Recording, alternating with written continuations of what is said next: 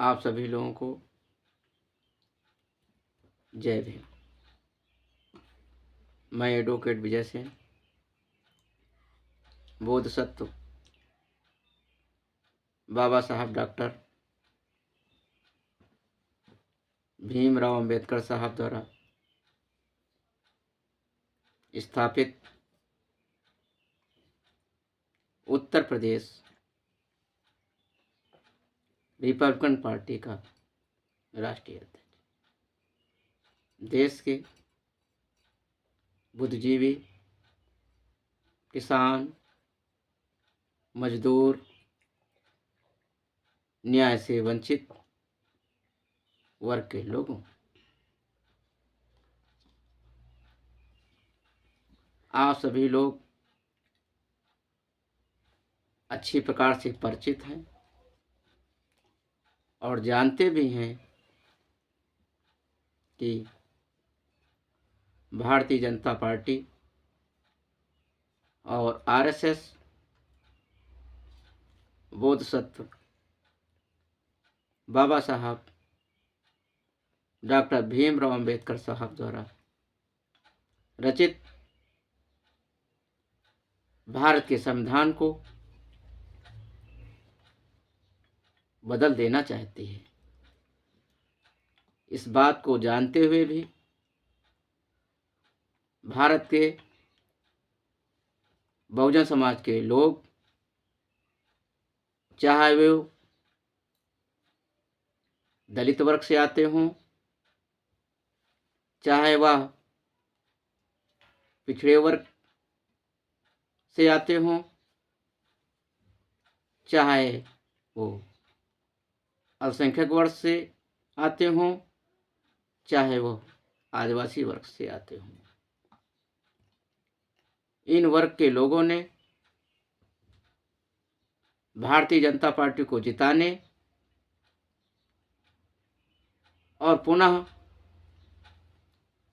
शासन सत्ता में लाने के लिए एड़ी से चोटी तक जोर लगाए हुए हैं। यह लोग बहुजन समाज के लिए सबसे बड़े घातक और उनके दुश्मन हैं तथा भारत के संविधान के भी दुश्मन हैं। उससे बड़ी बात, भारतीय जनता पार्टी को अंदर से अपने आप को अंबेडकरवादी कहने वाले लोग, अपने को दलितों का मसीहा कहने वाले लोग भारतीय जनता पार्टी को अंदर से लगातार समर्थन दिए हुए हैं और उसको जिताने के लिए भी अपनी मुहिम चला रहे हैं। बहुजन समाज के साथियों, भाजपा जब से सत्ता में आई है, आखिरकार उसने आप लोगों को क्या दिया है? उसने नारा दिया, बेटी बचाओ बेटी पढ़ाओ। उस नारे को क्या हुआ? उस नारे का क्या हुआ कि भारत देश में जो लड़कियां हैं, जो महिलाएं हैं, वह सुरक्षित नहीं रह गई हैं। उनके साथ सरासर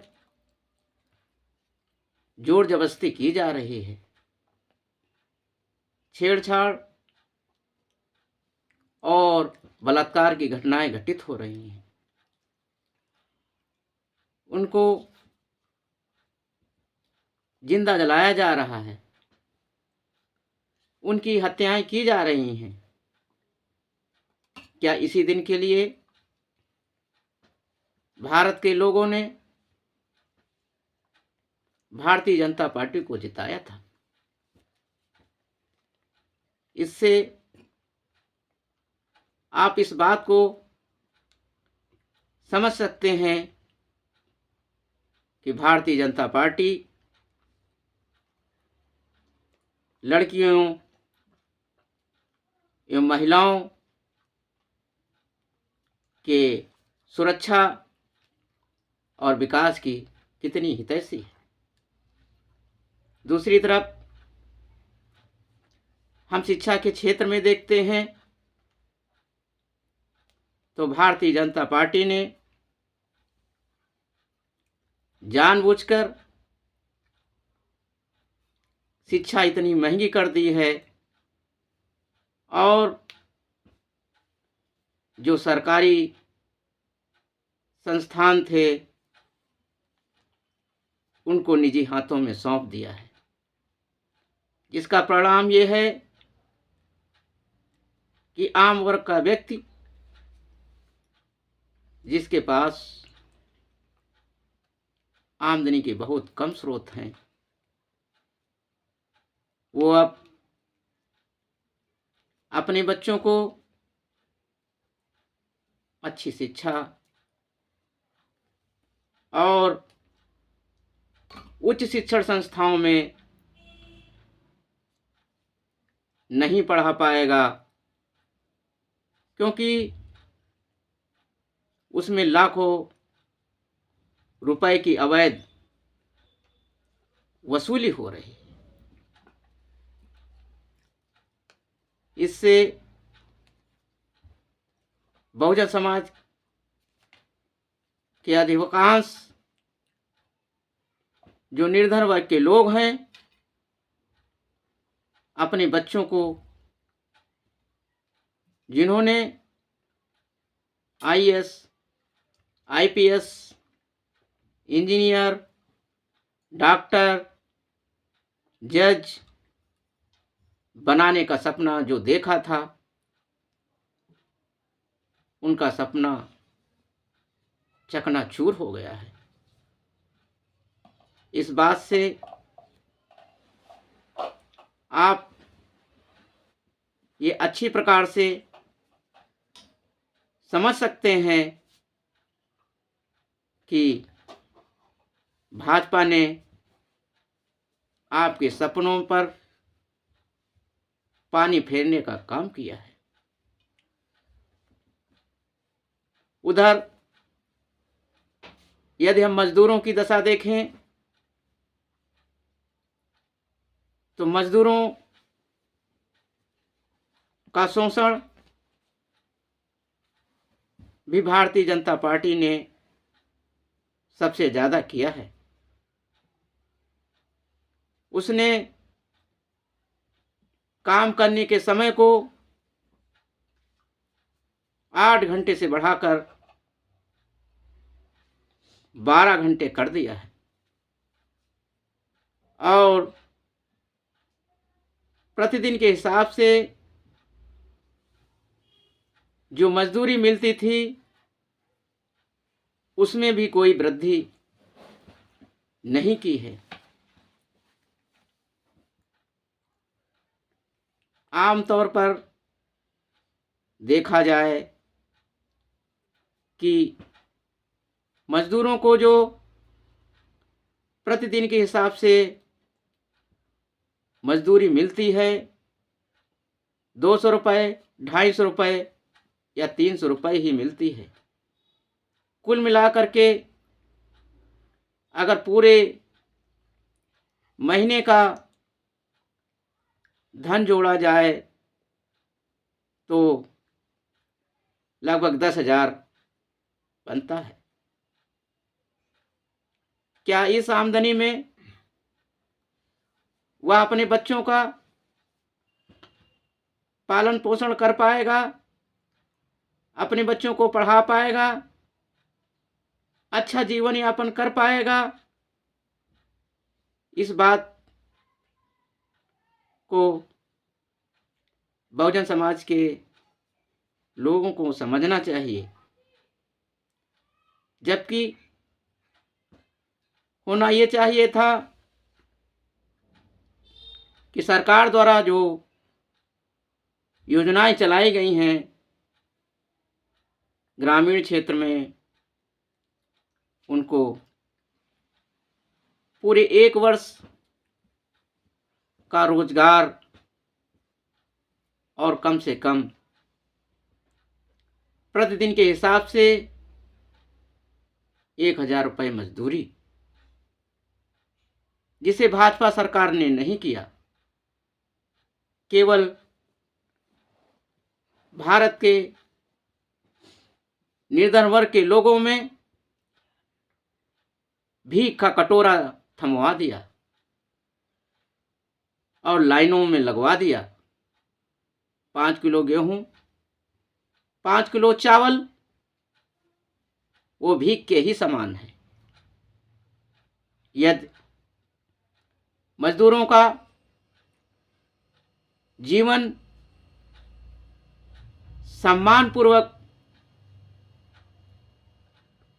अगर वो जीता, यदि उसे कम से कम प्रतिदिन के हिसाब से 1,000 रुपये मजदूरी मिलती, इससे मजदूर जो दिन रात मेहनत करते हैं उनको ये अच्छी प्रकार से समझना चाहिए कि मजदूरों के हितैषी भारतीय जनता पार्टी न कभी थी, न है और न होगी। किसानों की बात करें तो किसानों के साथ भारतीय जनता पार्टी लगातार अन्याय करते ही चली आ रही है। किसान जब अपनी फसलों का उत्पादन करता है, खेती से उनकी फसल जब तैयार होती है तो मजबूरी में उन्हें उसको सस्ते दामों पर बेचना होता है। भारतीय जनता पार्टी को यह चाहिए था कि किसानों को उनकी फसल का सही मूल्य मिले, लेकिन किसानों को सही मूल्य दिलवाने की बात तो दूर, उसने किसानों पर गोलियां चलवा दी, जिसमें बहुत से किसान मारे गए। इसका तात्पर्य किसान भाइयों को ये लगाना चाहिए कि भारतीय जनता पार्टी किसी भी सूरत में किसानों की भी हितैषी नहीं है। यदि हितैषी होती तो किसानों को, जो अपनी फसल के मालिक हैं, वो अपने हिसाब से अपनी फसल का मूल्य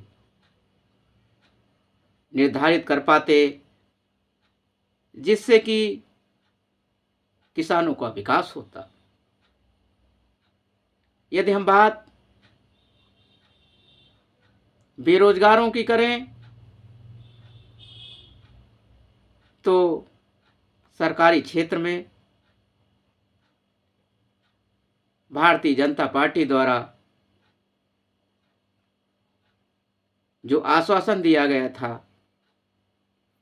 कि हम पढ़े लिखे बेरोजगारों को नौकरियां देंगे, लेकिन भारतीय जनता पार्टी अपने वादे से मुकर गई। वह सिर्फ और सिर्फ चुनाव के समय में कुछ नौकरियों का एडवर्टाइजमेंट कर रही है, केवल घोषणा मात्र कर रही है। लोकसभा चुनाव आ गया है, आचार संहिता लग जाएगी, जिससे जो भर्तियां लगाई गई हैं या निकाली गई हैं उस पे विराम लग जाएगा। इससे बेरोजगार भाइयों को ये अंदाज़ा हो जाना चाहिए कि भारतीय जनता पार्टी बेरोजगार लोगों की कभी नहीं तैसी थी, न कभी तैसी है और कभी नहीं तैसी रहेगी। विश्व के परिदृश्य में देखते हैं कि लगातार जब से भारतीय जनता पार्टी की सरकार आई है, विश्व बैंक से लगातार कर्ज ले रही है, जिससे भारत पर बहुत कर्ज का बोझ हो गया है। जो लिया गया कर्ज है उससे सिर्फ और सिर्फ पूंजीपति और उद्योगपतियों का विकास किया जा रहा है, और पूंजीपति उद्योगपतियों द्वारा जो सरकार से सरकारी ऋण लिया गया है, भारतीय जनता पार्टी उनके करोड़ों रुपए माफ कर रही है। इससे बहुजन समाज के लोगों को ये भली भांति पूर्वक समझना चाहिए कि भारतीय जनता पार्टी किसी की सगी नहीं है। उसने गुमराह कर कभी धर्म के मामले में लोगों को उलझाने की नई नई चालें चलती रहती है, कभी हिंदू मुस्लिम का मुद्दा ले आती है, ऐसे ऐसे मुद्दों में उलझा देती है जिससे जनता भारतीय जनता पार्टी के जो जो कार्य किए गए हैं उस पर ध्यान न दे सके। सभी लोगों को तुलनात्मक अध्ययन करना चाहिए कि जो वर्तमान भाजपा सरकार है उसके द्वारा किसका विकास किया गया है। भारतीय जनता पार्टी के काल में देखें तो लगातार रुपए का अवमूल्यन हुआ है। अंतर्राष्ट्रीय परिदृश्य में विदेशी मुद्राओं की तुलना में रुपए की कीमत लगातार कम हुई है।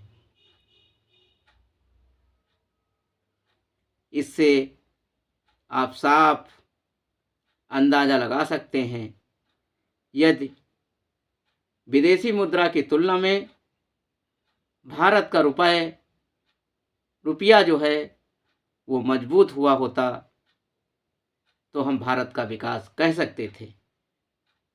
लेकिन भारतीय जनता पार्टी के काल में लगातार विदेशी मुद्रा की तुलना में रुपए का अवमूल्यन ही हुआ है, जिससे भारत विकास करने के बजाय गर्त में जा रहा है। इस गर्त से बचाने के लिए बहुजन समाज के साथियों को एकजुट होकर संगठित होकर भारत के संविधान की सुरक्षा और अपने विकास के लिए भारतीय जनता पार्टी को हराना ही होगा। भारतीय जनता पार्टी की हार ही बहुजन समाज की विजय है। ये विजय पताका, जो विजय का झंडा तब फहराएगा जब भारतीय जनता पार्टी भारत के सभी प्रदेशों में बड़ी हार पाएगी। इसी के साथ आप सभी लोगों को जय भीम, जय संविधान, जय भारत।